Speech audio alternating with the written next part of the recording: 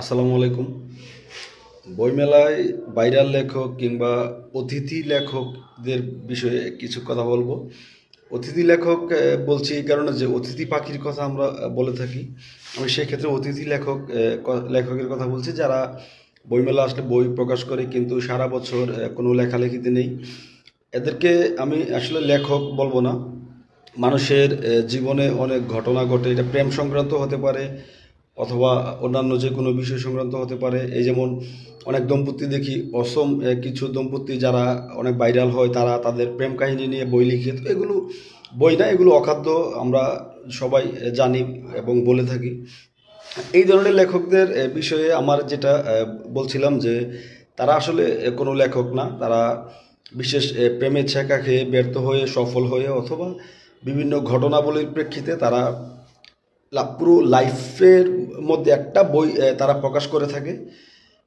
এবং বর্তমানে যেহেতু ভাইরাল একটা সংস্কৃতি আছে আমাদের দেশে, তো এই বইগুলো চলে। তারা যেহেতু পরিচিত মুখ, তাদের বইগুলো চলে। তারা একটা বই তাদের লেখক জীবনের সমাপ্তি ঘটে, পরবর্তীতে তারা আর কোনো বই আনতে পারে না, কারণ তারা লেখক না। লেখক যারা, তারা বছর জুড়ে লেখে, কোনো না কোনো যে কোনো বিষয় নিয়ে লিখে, তাদের চিন্তা চেতনার বই প্রকাশ ঘটায় লেখনীর মাধ্যমে।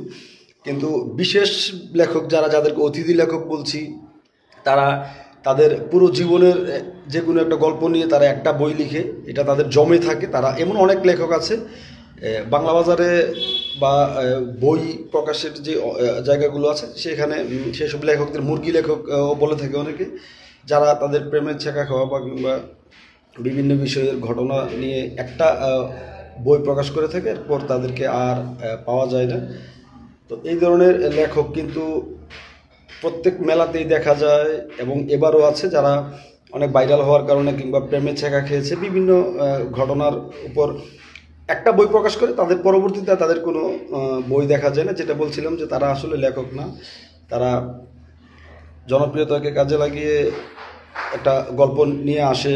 এবং গল্পও না, এগুলো আসলে আমি কি লিখি আমি সেটা জানিও না, কারণ আমি এই ধরনের বইগুলো কখনো পড়িনি। যেহেতু একটা দারুণ ব্যাপার যে যারা পাঠক আছেন, সচেতন পাঠক আছেন, নিয়মিত পাঠক আছেন, তারা কিন্তু এই বইগুলো গ্রহণ করেন না। এবং যারা এই ভাইরাল মানুষদের বই কিনতে যায়, তারাও বই কতটুকু পড়ে সেটাও কিন্তু জানা যায় না। সেলফিবাজি এগুলো চলে মিডিয়া কাভারেজ পাওয়ার জন্য।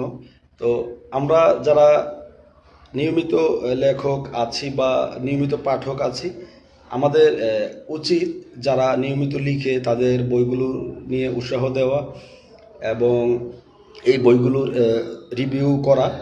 যারা নিয়মিত লেখে তাদের মধ্যে অনেকে ভালো লিখে থাকে। কতটুকু ভালো লিখে বা লেখা আসে সেটা অবশ্য বই কিনে পড়লে বোঝা যাবে।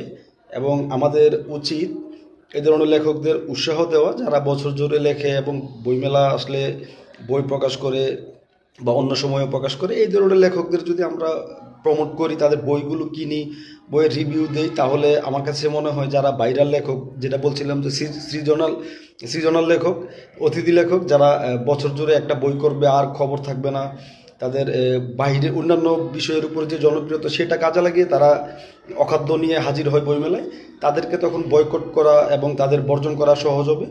আমরা ভালো লেখকদের যদি প্রমোট করি, তাহলে কিন্তু যারা হঠাৎ করে আসে লেখক, অতিথি লেখক, তাদের দৌরাত্ম্য কমে যাবে। তো আশা করি এই মেলা থেকেই আপনারা সেই চেষ্টাটা করবেন, যারা নিয়মিত লেখে তাদের বই কিনে উৎসাহ দিতে পারেন।